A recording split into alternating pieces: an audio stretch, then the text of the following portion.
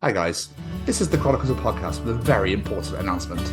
This show is dedicated to our wonderful, wonderful hero and legend as part of our team, Miss Ori Kimbler. We love you very, very much, adore you, and are always here if you ever need us. We love you, Ori. Mwah. It's about getting into schools and talking to young people because, I know that people can change. And it's about talking to people and getting them to understand and perhaps step back from violence and prejudice and whatever. And we just need to work together and keep on the good fight there. Absolutely. Hey there guys, we are ecstatically happy to announce that we are associated with the Sophie Lancaster Foundation. The times are changing, and with the unfortunate death of Sophie, those changes have made a massive impact for the future. If Sophie was with us still today, I can guarantee what you are doing will still be reaching so many lives of young teenagers, young adults, and those who wish to be as different as possible. So thank you very much. To find out more about this incredible foundation and all the work they do, and more importantly, how you can help, head on over to www.sophielancasterfoundation.com. Hey, honey bunny, it's Rivka Reyes. This is Ron Wasserman, the nut that wrote Go-Go Power Rangers. I'm Noel McNeil, and once upon a time, I was a bear in a big blue house. It's Rav himself. It's Paul Rugg, the voice of Freakazoid, and you're listening to the Chronicles of Podcast with Tom and Jamie. Get them game show waves in, boys and girls, and then bring it in with your game show smile. Excellent. Welcome to the 67th edition of the Chronicles of Podcast. Jamie, I do believe that these are the Chronicles that are right here and now. Forgot about Dre? No, that's a future episode. Don't tell them about that. They forgot about Dre. Who keeps forgetting about Dre? I'm sick of it. But these are the Chronicles right here of Isafjørd, am I right? Oh, they are. Very well pronounced, sir. Wonderful. Thank you very much. I'll swim. Hit it!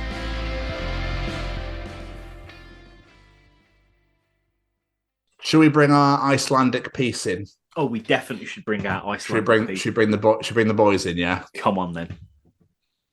Welcome to the Chronicles of Isafjørd.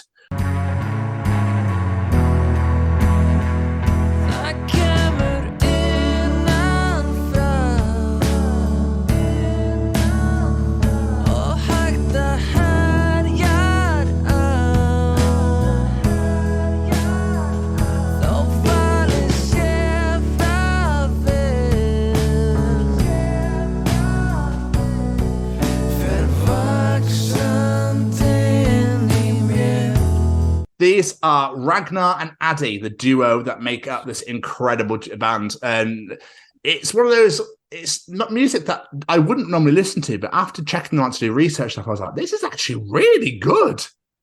Very chill, very journey-esque, like you walk through a forest or flying over it, either or, really.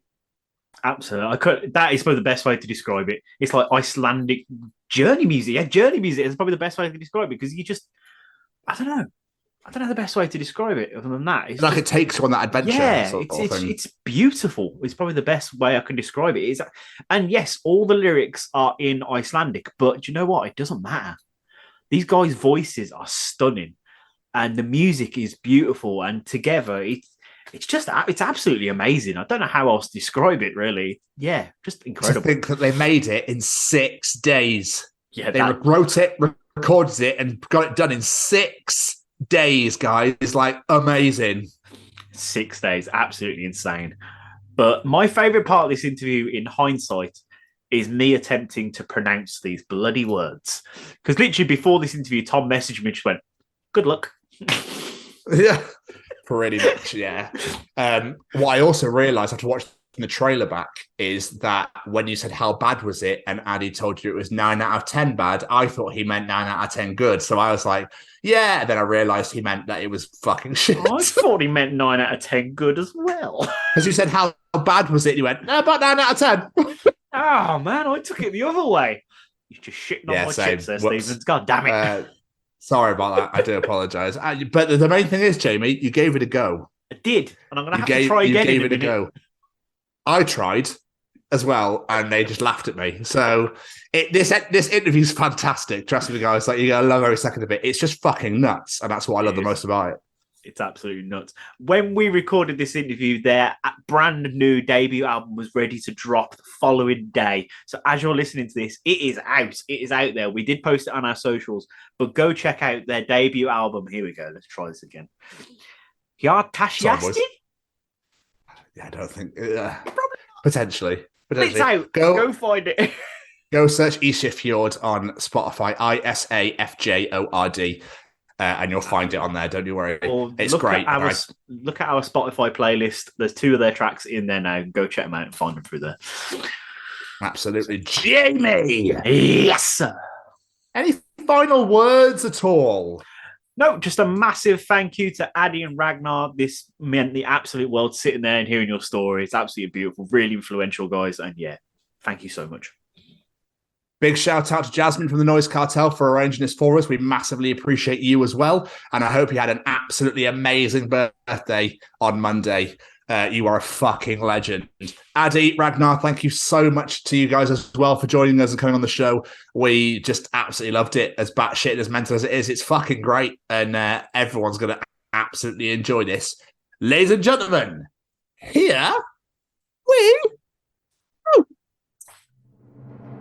Ladies and gentlemen, interviewing this week, it's Addi and Ragnar from Isafjørd.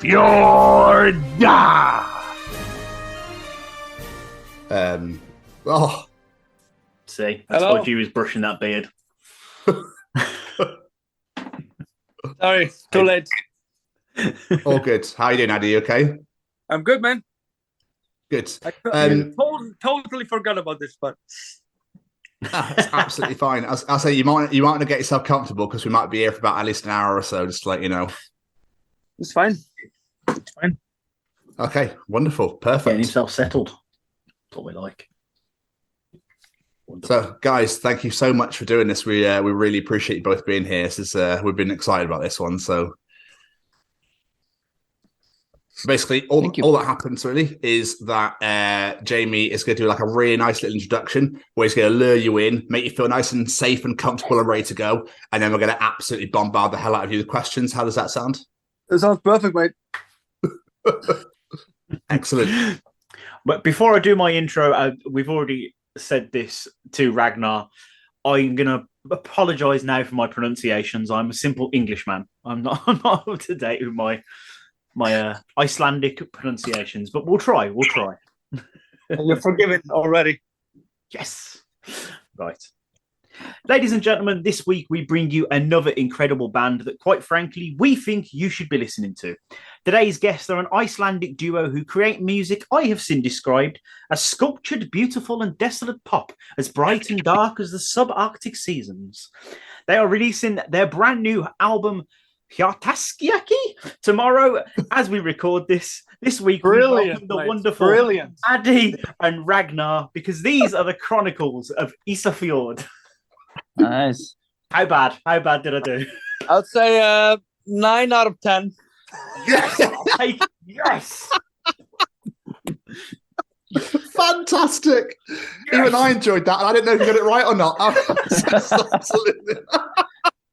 I was shitting myself all the way up to that album title. I was like, come on, you can do it, Jamie. You can do it. But I think the main question that I'd like to ask every single guest of ours right at the beginning of each show is, how was your pandemic season? Like, how was the pandemic dealt with in Iceland? I had a kid, so I was just doing diapers. Oh, congratulations. Yeah. I was doing some diapers as well, but mainly for myself, though.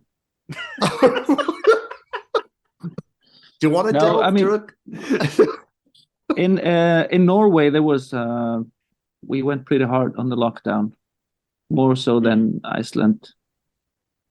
Okay. So I sort of just became very, more antisocial than I've always been. Ragnar, you can't be more antisocial than you are. So it's like kind of ideal for you then, Ragnar, yeah? It was, yeah. Just stayed at home and made a lot of music. Amazing. Good to use that time productively. I like it. One's writing music, the other one's changing babies' nappies. It's great. Yeah, but basically, well, we finished. I think I sort of did 2 albums. I was doing almost 3 albums at the beginning of COVID because me and Ragnar finished this album. We recorded before COVID, right? Mm-hmm. Oh, right. Yeah. It's kind of funny that we recorded before COVID. Then I was doing this crust punk album right before COVID hit, and started doing post production of that, and then doing Zolberg as well. So I was basically 2-3 albums. So like Ragnar, just doing studio work, which you can do alone or 2. Yeah. And my daughter was born in April 20, so right at the peak of the first COVID wave. So very busy. Did you get to be present for that, or were they really funny about it in the hospital? I wasn't allowed in the hospital, mate. What? Ridiculous. That's ridiculous. She was born in a little party jacuzzi in a block of flats in the suburbs. Oh wow! Yeah, incredible. Not the answer expected to that question. Like a little beach bath. Yeah. Oh wow, that's amazing. That's a story to tell her when she's older. I like that. Yeah. So before we talk about the band, let's learn a bit more about you guys. Take us back to when you were young, Addi and Ragnar. What did you want to be when you grew up? Was it always music for you guys? I thought I would be a baker because in Isafjørd, my family ran a bakery for 100 years, and wow. I always grew up that all of my friends, their dads were fishermen, captain of boats and stuff like that. But my dad was just, a baker. His dad was a baker. My grandfather was a baker. My dad's brother was a baker. So I thought I would just live in Isafjørd for the rest of my life being a baker. So then we just moved in 1987. We moved to Reykjavik, and in 1989 I was listening to Guns N' Roses and Slayer, and I haven't changed really a lot since. I'm still listening to Guns N' Roses and Slayer. What about you, Ragnar? Was it always music for you? Yeah, it was. My dad was a drummer. Oh wow!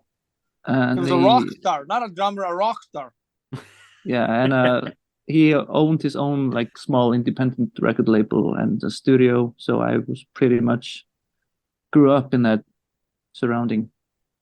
Oh wow! It was inevitable. It's really. always been it's always been a one-way street for me. That's amazing. Incredible. Is that where your love of music came from your dad, listening to his music? Yeah, I think so. But also, I was fortunate enough to be at a very young age at a very special time in music.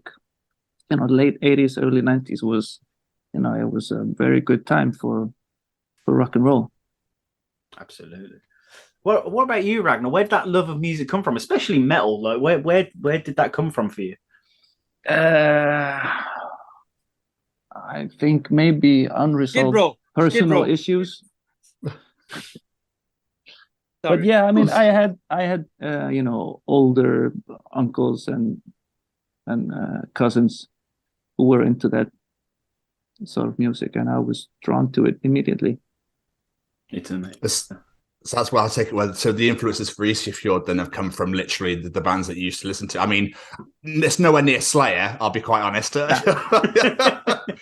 But yeah, so I take the influences from when you were growing up from the bands you listened to have obviously influenced you to create the certain music that you do now.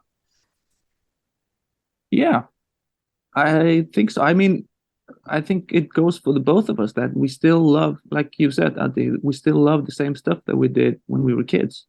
Definitely. And but I sorry, I'm just saying I just feel very lucky in that sense. I've never abandoned any music that I've fallen in love with. Mm. I mean, for a long time, I just listened to John Lennon constantly, and I would just drown myself into the old John Lennon solo albums, even before I got into the Beatles.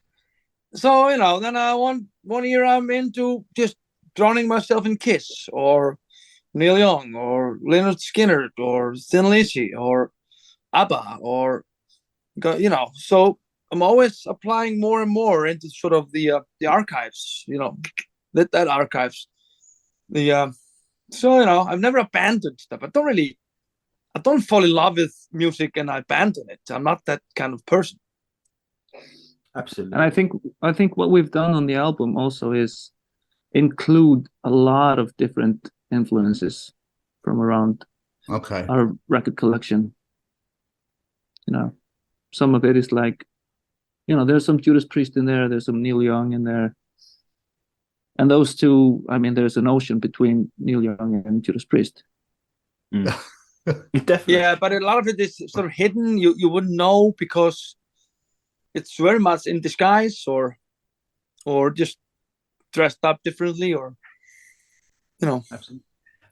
I've always said, regardless of genre, like a good song is a good song. It doesn't matter if it's country, pop, metal, whatever it is. A good song is a good song, and a catchy hook will get anyone's foot tapping. It don't matter what it is. But Scandinavia is known for having that great culture for music, especially metal and whatnot. Was that an influence to you guys growing up, like your surroundings and that culture? I don't think so. I think we looked over to the States a lot, in the UK. We weren't. It came later, sort of with black metal. I got hugely into black metal, sort of 92, 3, 4, 5. I still listen to black metal, but that was sort of mostly the Scandinavian thing. But yeah, like Ragnar said, most of my favorite bands are. I was hugely into, let's say let's call it British new wave goth. I mean, The Mission, Fields of the Nephilim, Sisters of Mercy, all that stuff. Mm. And of course, a little bit followed if you go a little bit back into Joy Division, and I know Ragnar loves The Cure, and then of course you go into David Bowie, and also more British music. I mean, I'm a huge Deep Purple fan. I prefer Deep Purple over Black Sabbath or Led Zeppelin, all that stuff. And of course, all this American metal stuff, American, grunge is very American. I'm a lot into sort of Alice in Chains or even Chicago grunge, like the Pumpkins and stuff like that. Absolutely. You can tell all these influences you're saying. Like listening to the 2 songs you have out so far, you can see all those different influences in there, and it creates something really unique. It's amazing to see. But how did you two meet? How did you two get to know each other in order to put this group together? Well, it's 2022 now. We've probably met for the first time somewhere around 2000-ish. Yeah, I think the first time we played the same venue at the same day was in 2000, I think. At Grand Rock? No, even before that. Okay. Funny, we have different memories here. I mean, before Grand Rock, before I was even in Sign. Well, I must have been drunk and you were very young, so I have no idea. I remember we were playing because Solstafur sort of became a live act around 2002-03, because the first 5-7 years we didn't really play much live. We were just, that sort of band. So there was this place in Iceland, all the bands like Marquee in London or something. It's called Grand Rock, and all the bands would come there. I remember Ragnar was then in his main band through the years called Sign or Sig, and they were sort of very different school than us. They were more sort of Megadeth, Skid Row stuff, and we were sort of more Dark Throne and Fields of the Nephilim. We were like, who are these guys playing fucking Skid Row, man? So we didn't really connect musically because we were sort of dressed in different T-shirts, basically. But here we are saying we have the same love for the same fucking bands. But so, of course, then through the years, I mean, it's a small place, Reykjavik, and everybody knows each other. So we would end up in similar parties. And Then, of course, Ragnar moved out of Iceland. What, Ragnar? You haven't lived in Iceland for 15 years, mate.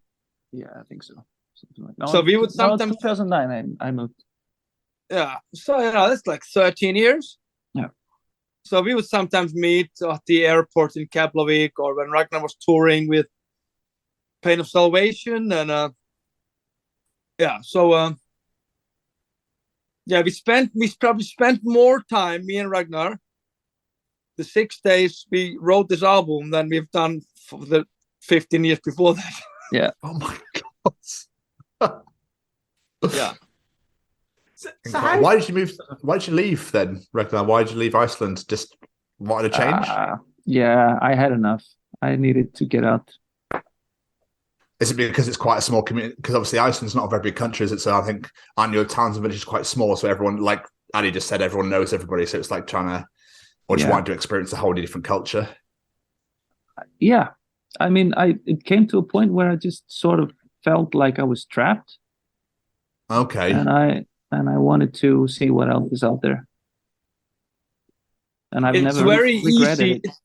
It's very easy to have the smallness of Iceland bother you. I mean, what I love about being in New York or Copenhagen or Glasgow or London, whatever, is you can go out and just walk and get lost. Sort of, there's a little bit of freedom in it. But practically in Reykjavik, there are 4 streets. Oh my God. And I've seen them. I mean, there's not 4 streets here, mate, but compared to London, I only see that there's 4 streets here and 1 tree. But it's a very small place in that sense. I mean, even though Iceland Iceland is geographically it's bigger than fucking England, but we don't have London, we don't have a Berlin or Copenhagen, so it's a small place. Few people live here. So you said you guys have known each other for like over 20 years, but what brought you guys together to put this project together, to make this album? One. Oh yeah. Honestly, I can't remember. Do you? Can you remember why we started hanging out? It just sort of happened. Well, I don't know. No, I don't know. Yeah, but of course, before summer of 2017, I think it is 17 or 18. We are both in Isafjørd, our old hometown. So I think we'll just both. Ragnar lived in Norway, so he would have planned it more. I was going there with my family, my stepdaughter and my ex-girlfriend. So I would go to stay in my grandmother's summer house in a forest, very small forest, by the way, 12 trees. And Ragnar would go with his family to stay in his grandmother's summer house in the same forest. And Ragnar was going to do this solo gig with acoustic guitar. And I've never done such thing in my life. And I haven't done it ever since. And Ragnar said, "Hey man, you want to join me?" And I was like, "No, I don't do this shit. You do this." I don't even play acoustic guitar. But Ragnar tricked me into playing with him. So at this restaurant, Isafjørd, like audience of 50 people. So we do like hour, 70 minutes of playing Neil Young or Turn the Page or Ragnar songs or my songs or stuff like that. And then we just had so much fun sort of singing together and playing. We said, "Hey man, maybe we should write music together." And here we are for 4 or 5 years later releasing this album. I do seem to recall now that we were talking and we were saying like that it's so weird that we have known each other for so long, but we've never been in Isafjørd at the same time, or we've never met each other. Exactly. Yeah. That was both our hometown. Exactly. I was going to ask where the name comes from, but I've gathered now that it's just the name of your hometown. So answer that one basically, all the cool bands, namely, Chicago or Boston. So, It's a good point. Yeah, never thought of that. Yeah, absolutely. Even Mötley Crüe were called London, so Yes, they were. So you released your first single. Here we go with the pronunciations again. Fallin Skemmed. How did it do? Not too bad. Not bad. It came out in September. What was the response like to that track when you dropped that? pretty good, I guess. Yeah, I mean, world's shortest answer. Pretty good, I guess. Pretty good, I guess. Yeah. I mean, I don't even know. So obviously, we've stated both of you guys are in other bands. Were the fans of those bands, were they on board with it? Did they take to the music? Yeah, I think so. Yeah. I mean, I don't think they expected us to do a fucking R&B hip hop album or a grindcore album. That's album too. Yeah, so I mean, we're not inventing the wheel here, or reinventing the wheel. So we're just playing music that's sort of very on autopilot for us to write. I mean, I flew to Ragnar, not with a lot of notice, and I came only with one guitar and a few effect pedals. And comes Monday, we dropped Ragnar's daughter to the kindergarten. We walked to the studio, say, let's write an album. And we had no idea what we were going to write. So it's basically press play and see what comes out. And this is what came out. That's amazing. Yeah, and we finished the album in 1 week. No. Yeah, I mean, we wrote one song per day. We started at 8 a.m. So one song per day, we wrote music, and then we'd write vocal lines. Then we would record it, and real drums, real piano, and guitar, and we'd write the lyrics and record the lyrics. One song per day. Insane. That is incredible. It's quite like an orchestral, like dark, eerie, but kind of it's almost like it takes you on a journey. I find when I was listening to, and again, forgive my pronunciation, is it Minsvata Heath or something? Come again, say it once more. So I've ruined it completely then. Yeah. I think you've released it very recently, but like the piano parts, it takes you on a journey almost. When you listen to it, it's like you're walking through forestry and by rivers and that sort of thing. That's the sort of vibe I got from listening to it. Fantastic track as well. Absolutely fantastic. But I think also because this probably couldn't have happened with, for my part, I don't think I could have done this album with anyone except Ragnar, because we're both very fast. Sort of, I've been the control freak in my band. The Ragnar's always been the control freak in his band. So we can both play a little bit of drums, piano, bassing, keyboard, and all that stuff. We're both fine with sort of Pro Tools and sort of being an engineer, being a producer. So we would sort of just produce each other, and we work pretty fast. And I think we have a good filter as well. What is crap and what's not crap. So writing and recording an album from scratch in a week, that is a brand new definition of working fast. That is insane. Yeah, but if you put the hours in it, I mean, we were doing 10, 12 hours a day, 7 days a week. I mean, you can do that, But like I said, if you would have been, one of you would be doing it, you would be a complete fucking stoner. Hey man, dude, it's so awesome. No, we would have written half a song, man. But This made me wonder why all these bands take like months and months to record stuff when you've just gone, cool. By the way, I'm coming over. You don't know about it. Here, this is what we're going to do. We're going to spend 12 hours in 6 days. Here's an album done. Cheers and see you later. I'm going to go back home. Yep. I think what worked to our advantage also is that it's our first album. So, I mean, we didn't have any expectations. No one had any expectations.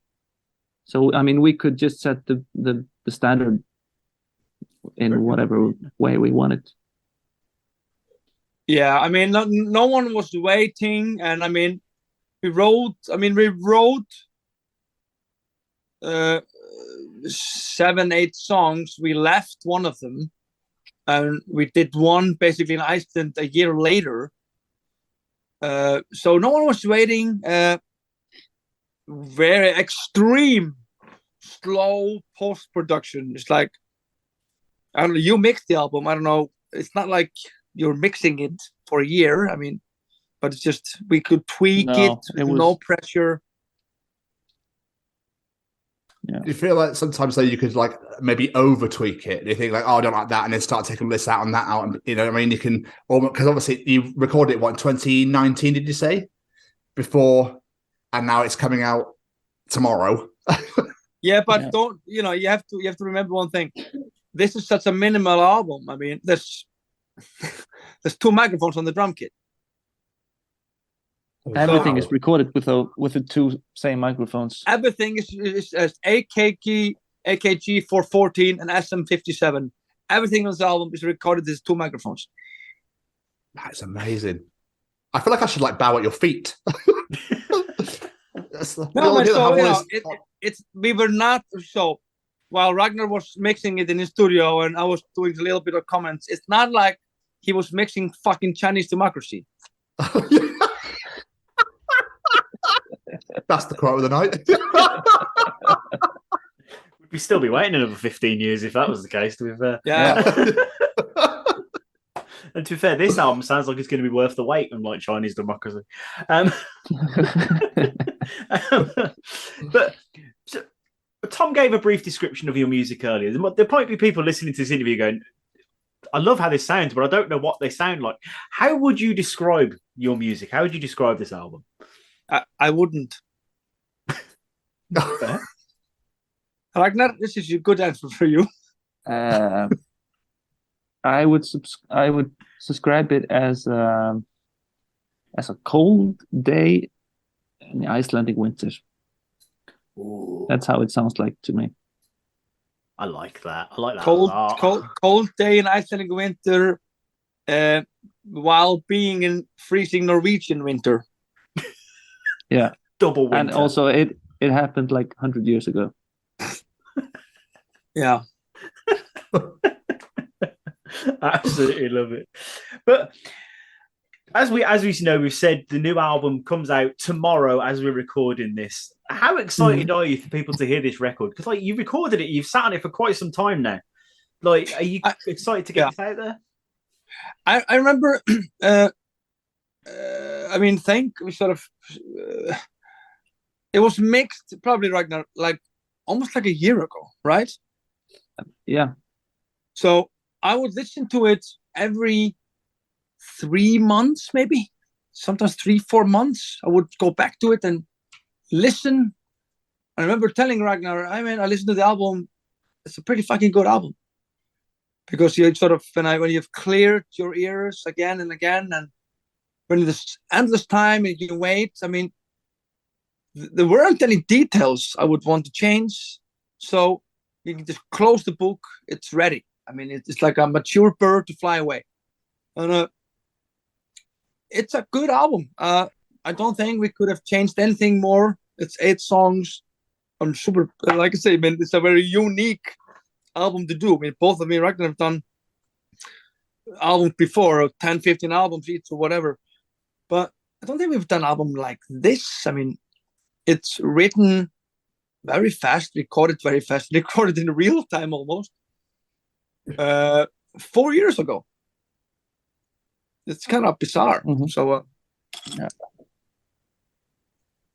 Amazing. Yeah, it is strange, sitting on something like this for so long, and then tomorrow it's getting out there. Was it because of COVID it took so long to come out, or was it because you've recently got signed, haven't you? Yeah, I mean, a little bit maybe my fault, but I think it's a good time now. I had, like I said, I sort of had 3 unreleased albums at the same time. I had the crust punk album with Bastard. I had the latest Zolberg album and this one. And I think the Zolberg album was sort of in priority, came first. And then the Bastard album was on the same label as Zolberg, so that had to wait. And so it didn't make sense to doing 2 albums same month. And then, of course, we signed with Svart and Ragnar. I mean, it's December now, 1st of December, but we sort of signed with Svart like almost a year ago. Yeah, I think so. So then they just said, well, we can release it in December. So that was decided in April or something. Wow. Yeah. Because, it always takes now at least 6 months, even 9 months until a band signs something and say we can release this on vinyl, because there's a lot of weight in vinyl pressing.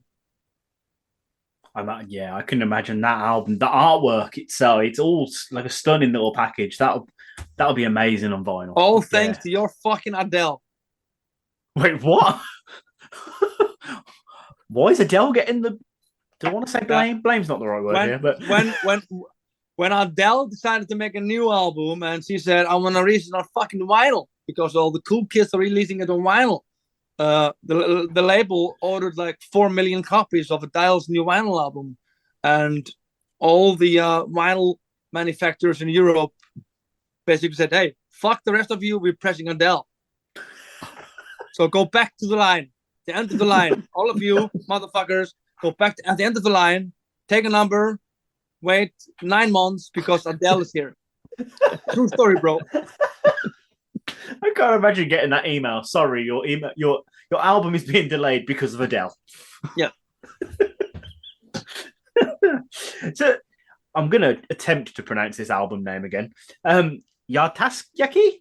Really good. Really good. Really? Maybe you should do like a pronunciation video for us. Which makes me think it was terrible. But what does that name mean? What is the name of the album mean? Do you know Vlad Tepes, the Impaler? Vlad the Impaler? Yes. So he was impaled on a stick, right? Yes. If you would take your heart out and put it on the stick, then you have Hjartastjaki. Ah. There we go. So the album's basically called Heart on a Stick. I like it. It's basically called Vlad the Impaler. Let's have it some cool.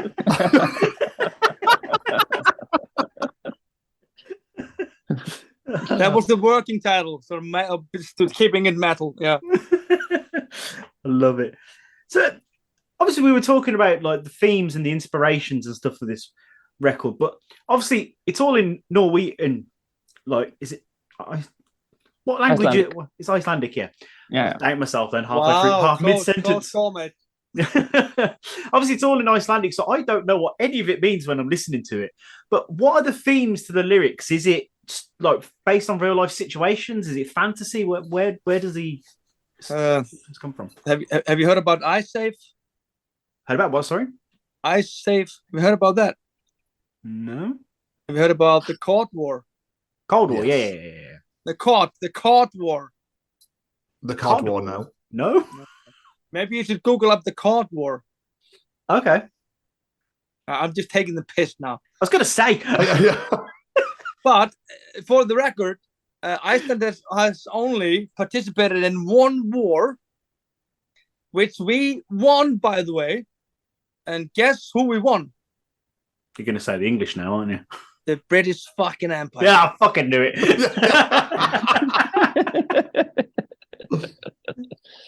We've got nothing on you guys. Anyway, Ragnar, you can answer that seriously now. What was the question again? Oh, the lyrics. Yeah.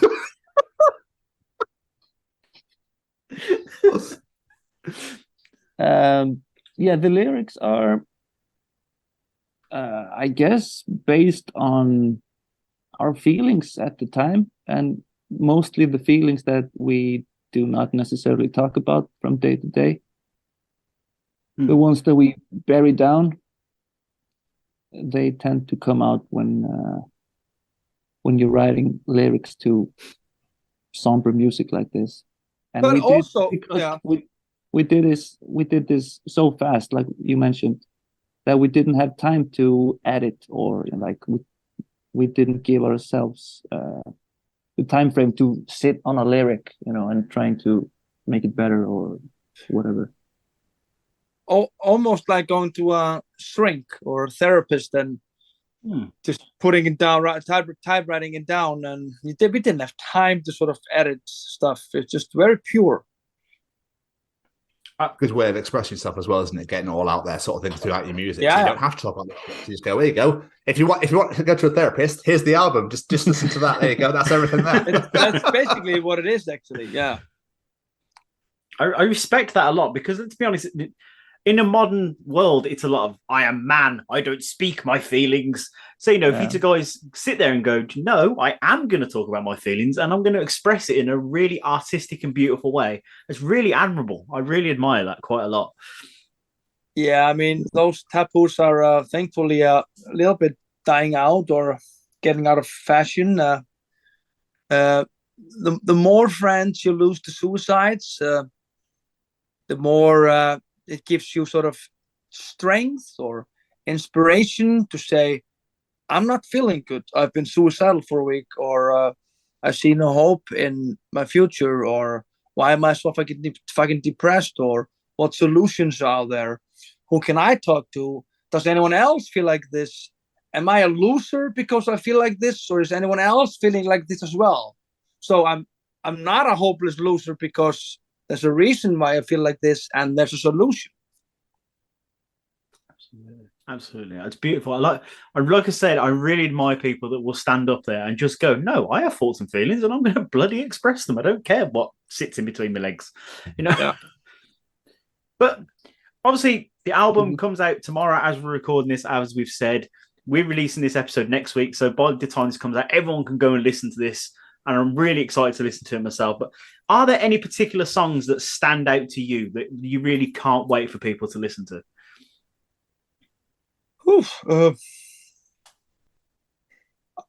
I think we already released my favorite song of the album. It's kind of weird saying it's my favorite, but I think the one we did, Min Svarta Hlið, like I said, it's weird saying it's my favorite, but I really like that. And we even did this video with it. It came out pretty cool. A very fast-boiled video.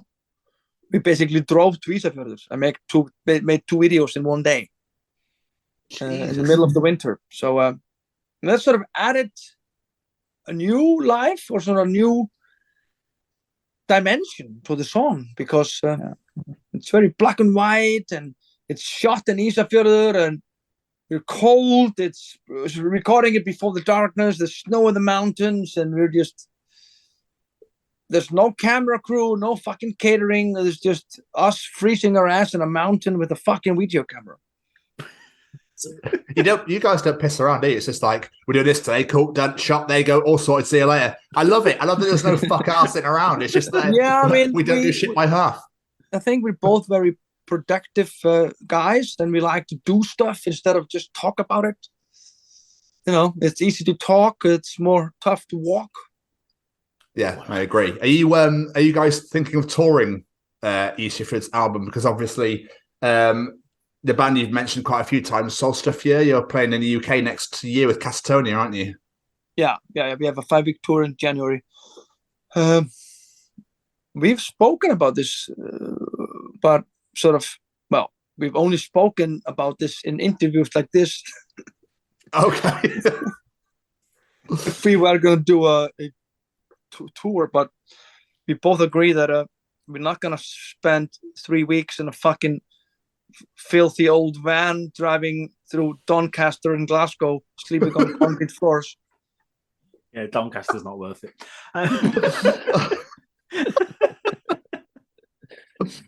But you also mentioned as well, obviously you made a music video for the 2 singles that you released. Do you love making the videos, or can you not stand it? I like doing it. Yeah, I mean, I used to practice doing music videos as a kid. Did you? Yeah, of course. When I was sitting in the car with my parents, I would, I could see my reflection in the window. Yeah. All the car rides were music videos. Oh, I love that. I love that. That's so lush. So you hold the world record for starring in music videos right now? Possibly. Every one of them, like that Alanis Morissette video where she's just her in a car in different places. Brilliant story, Ragnar. Okay. But I love it because, we woke up, we did these, we woke up at 6 a.m. in pitch fucking darkness in Isafjörd. I mean, it's pretty dark there during the winter, and we're sleeping in the forest. Waking up, driving to the location in a pitch fucking darkness. It's freezing cold, and you put in the hours, and then you see the result. It's so fucking worth it. Yeah. And then it's nice company. It's some people like to go to fucking Florida and hang on the beach. I love making videos with friends of mine, and it's good memories. I love that. I absolutely admire your guys' work ethic because, as you just said, you've absolutely smashed it with this album, and it's not your only band. You guys are doing other bands as well, and that love for music and being creative and stuff, it just comes out of you when you're talking about it. It's so passionate about it. I love hearing things like that. It's amazing to see. Yeah, I mean, it's not like we're doing this for the money.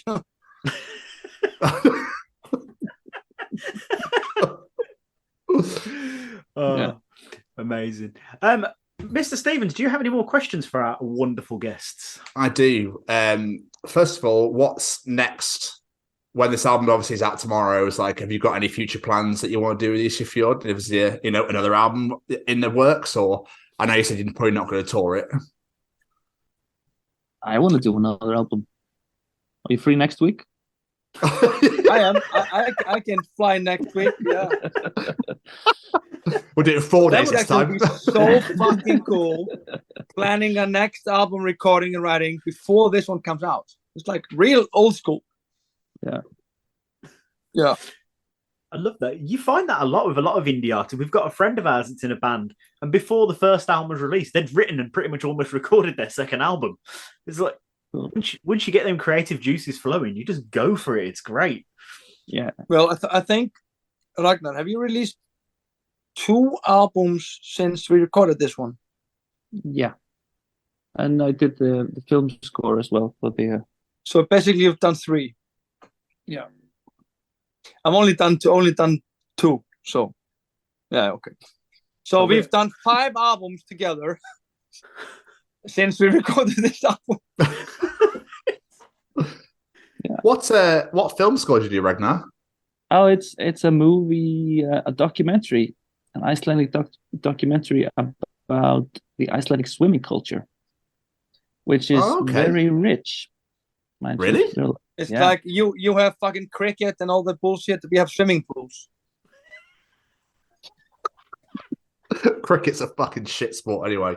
God knows why anyone watches that. But it's like basically a game for dogs. Yeah, cricket. Throw a ball, grab it, and throw it back like fetch. Yeah, it's shit.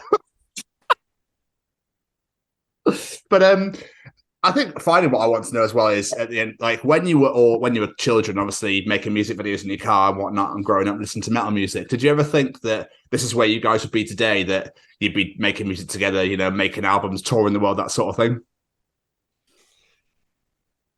I always thought, sure. I mean, I never wanted anything else in life than to play music and tour the world. And for a while, you can sort of, mostly instead of the drinking and drug days, you sort of take it for granted. But now I don't take it for granted at all, because going, me and Ragnar toured America. Ragnar subbed our bass player Svavar the last time. So Ragnar toured America with Zolberg the last time.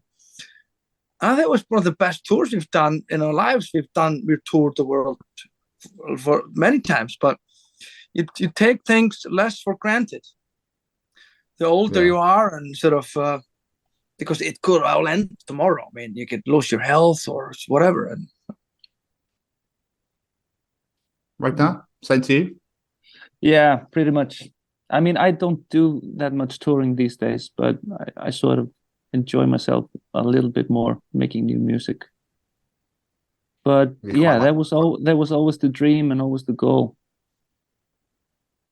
Amazing. Well, hopefully you guys will tour with Isafjørd at some point in the future. That'd be great. Obviously, if you come down to the UK, you 100% will be there. So, Cool. Cheers, mate. Yeah, I'd like to try and make it to one of them Catatonia shows as well, actually, because I haven't listened to them in years, and they were great. So, Yeah. So, are you gonna hook me up for tickets when you come to Oslo, Addi? Yeah, I could do that. Yeah. Oh, cool. Cool. You can get a discount. Yeah, I'll get you a discount. Yeah. before we let you guys get out of here, do you have any plugs, social medias, anything you want people to go check out, whether it be for this or your other bands as well? No, just go check out the new Neil Young album. It's called World Records.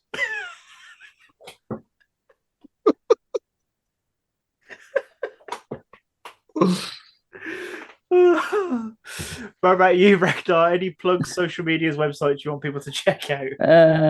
If people are interested, I keep making and releasing new albums that don't get heard a lot because I never do any PR for them.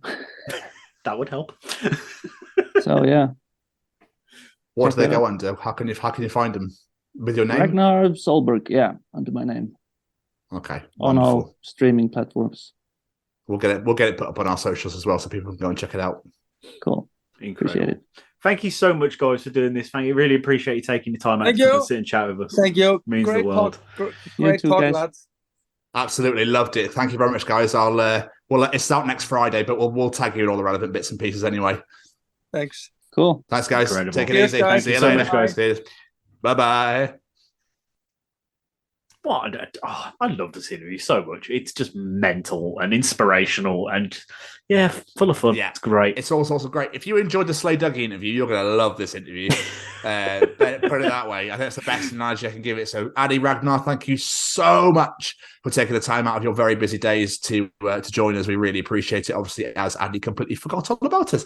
So, still, it's totally understandable. We set this up about a month and a half ago, so it's easy done. But we loved it, and we're so pleased that everyone got to enjoy it. So we hope that you guys enjoyed listening to it as much as we did recording it. All right. Is this thing on? Well, howdy doody, everybody. This is Braden Berry from Say We Can Fly, founder of Stay Cozy Clothing, your one-stop shop for the coziest, most fashionable hoodies, t-shirts, and more. Gosh, Mickey. That's right, folks. And we're proud to say that we are now sponsoring The Chronicles of Podcast. Ouch. Hosted by Tom and Jamie. Like, you can get 10% off, man. That's right, Shaggy. Just use the special code, The Chronicles, at checkout. Oh, boy.